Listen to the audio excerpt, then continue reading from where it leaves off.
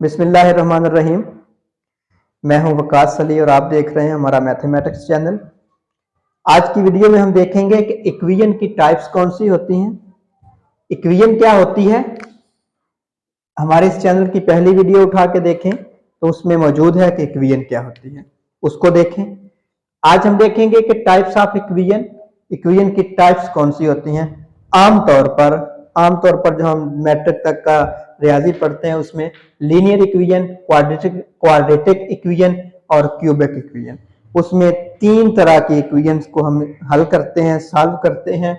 तो हमारा जो आज का इसमें टॉपिक होगा टाइप्स ऑफ इक्वेशन में, जिसमें लीनियर इक्वेशन, क्वाड्रेटिक इक्वेशन और क्यूबिक इक्वेशन है, उसमें हम देखेंगे कि लीनियर इक्वेशन को मैथमेटिक्स के बुनियादी असूलों के मुताबिक कैसे सॉल्व करते हैं।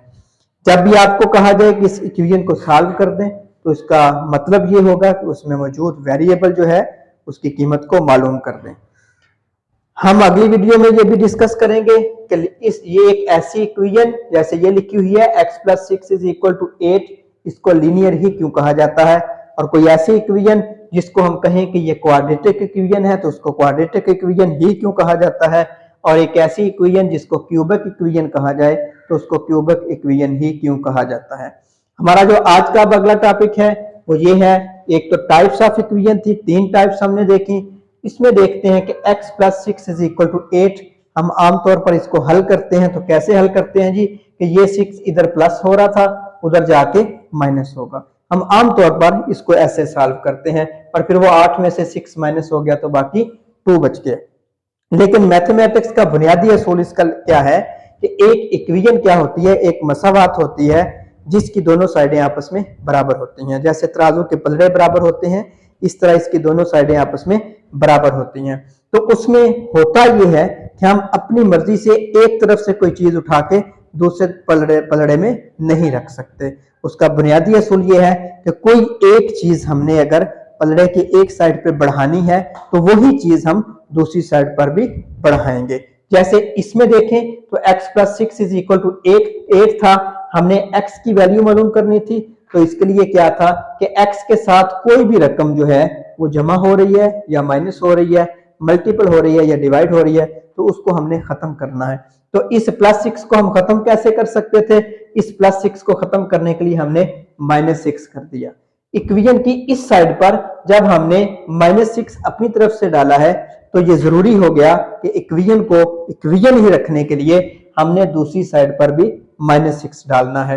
तो जैसे x + 6 हमने ये -6 अपनी तरफ से इधर इक्वेशन की इस साइड पर ये शामिल किया है, तो इक्वेशन की दूसरी साइड पर भी हमने -6 जो है वो शामिल करना है। तो इसके बाद क्या हुआ, ये +6 और -6 आपस में कट गए, इन्होंने एक दूसरे को कैंसिल कर दिया, इधर जस्ट x बच गया और उधर 8 में से 6 को माइनस कर दिया तो बाकी 2 बच गया।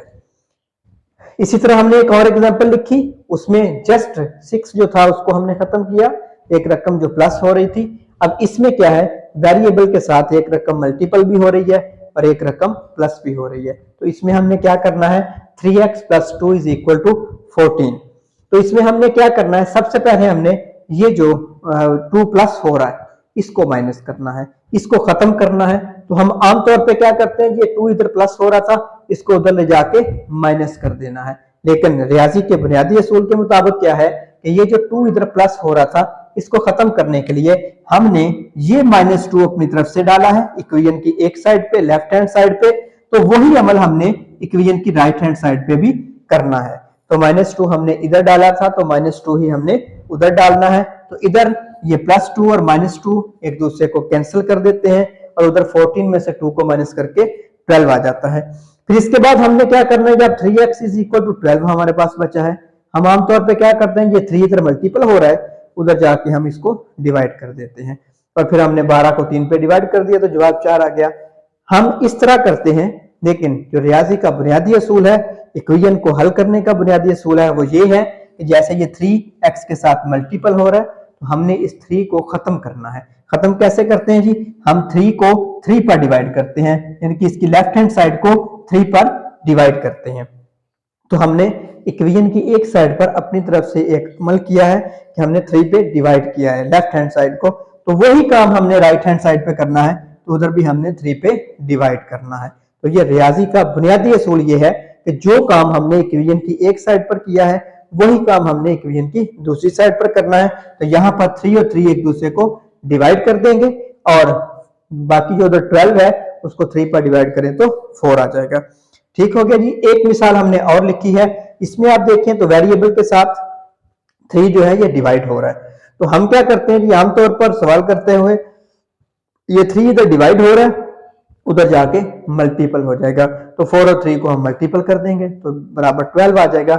लेकिन जो बुनियादी असूल है इक्वेशन को सॉल्व करने का, वो असूल ये है कि ये 3 इधर डिवाइड हो रहा है, तो हमने इसके डिवाइड का उलट अमल करना है कि इस 3 डिवाइड को खत्म करने के लिए हमने इसको 3 के साथ मल्टीपल किया है। ये अमल हमने इक्वेशन की लेफ्ट हैंड साइड पर अपनी तरफ से किया है, तो यही अमल हम इक्वेशन की राइट हैंड साइड पर अपनी तरफ से करते हैं। तो यहाँ पर 3 और 3 एक दूसरे को डिवाइड कर देते हैं तो बाकी सिर्फ x बच जाता है, तो उधर 4 और 3 आपस में मल्टीपल हो जाते हैं।